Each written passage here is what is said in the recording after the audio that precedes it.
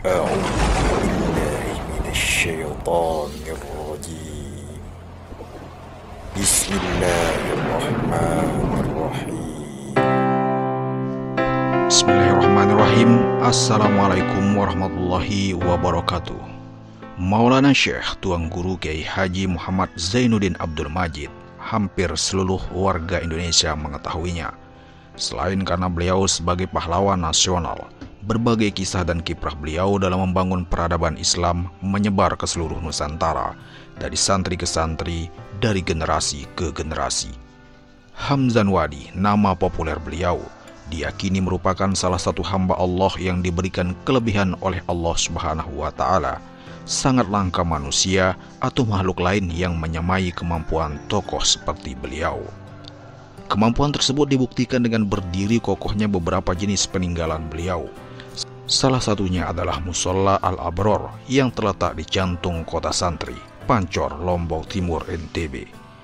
Musola itulah yang menjadi saksi bisu kesaksian salah satu santri beliau yang disaksikan antara tahun 1990 sampai 1995.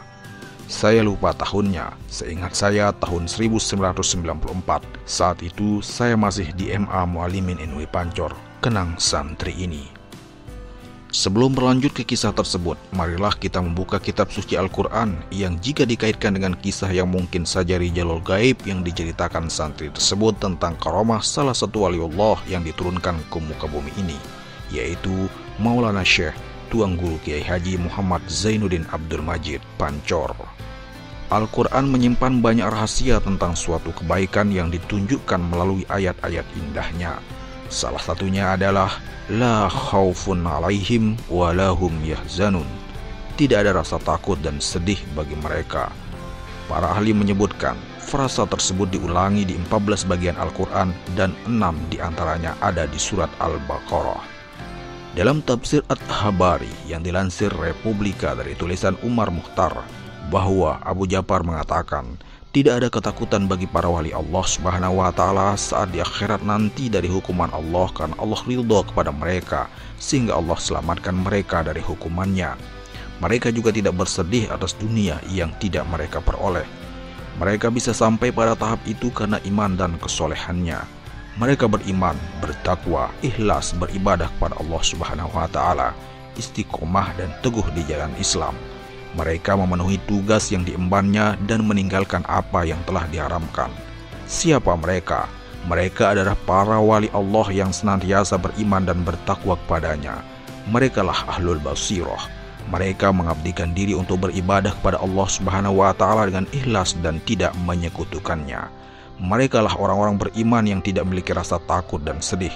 Mereka diganjar surga, karomah atau kehormatan dan kebahagiaan. Kriteria wali Allah telah dijelaskan dalam Al-Quran sebagaimana ayat berikut.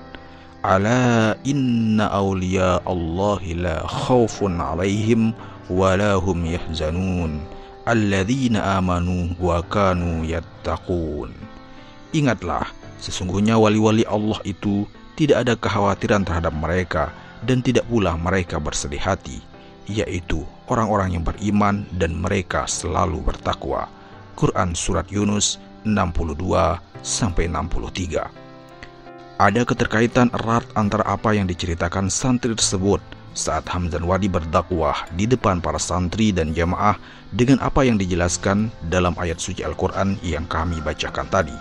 Singkat kisah, dikatakan sang santri saat itu adalah masa pembangunan madrasah yang masih belum semegah saat ini. Dalam bahasa aktivisme, beliau masih berjuang merintis wadah para santri menimba ilmu. Gedung-gedung masih lantai 1. Kita juga masih mengaji di bawah naungan ulatan daun kelapa. Demikian cerita santri tersebut. Dilanjutkan, saat itu Maulana Syekh curhat terkait keinginan beliau untuk antara membangun atau memperbaiki wadah para santri menimba ilmu. Namun dikatakan bahwa butuh dana untuk pembangunannya, agar para santri dan jamaah memiliki ladang amal di sana yang semoga Allah membalasnya, maka penting juga keterlibatan para jemaah. Namun, untuk memberikan tauladan kepada para jemaahnya, maka Hamzan Wadi ingin memulainya terlebih dahulu. Saya yang akan mulai sumbangan untuk pembangunan madrasah ini, lalu lanjutkan nanti usai pengajian. Terserah para jamaah semua, silakan seikhlasnya berikan sumbangan. Demikian simulasi bahasa Hamzan Wadi saat itu, sebagaimana yang diceritakan santri tersebut. Hamzan Wadi kemudian merabat 3 kantong gamisnya sambil berdoa, semoga ada rezeki atau uang di kantong saya saat ini. Di depan para santri dan jamaah, Hamzan Wadi menunjukkan bahwa 1 rupiah pun tak ada yang keluar dari kantongnya, alias nihil didapat saat itu. Lalu kemudian beliau melanjutkan ceramahnya.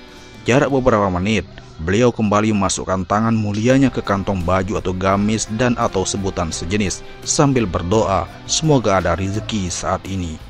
Masya Allah, pada saat pertama mencari uang di kantongnya, tidak ada. Tapi untuk pencarian selanjutnya, uang itu ada.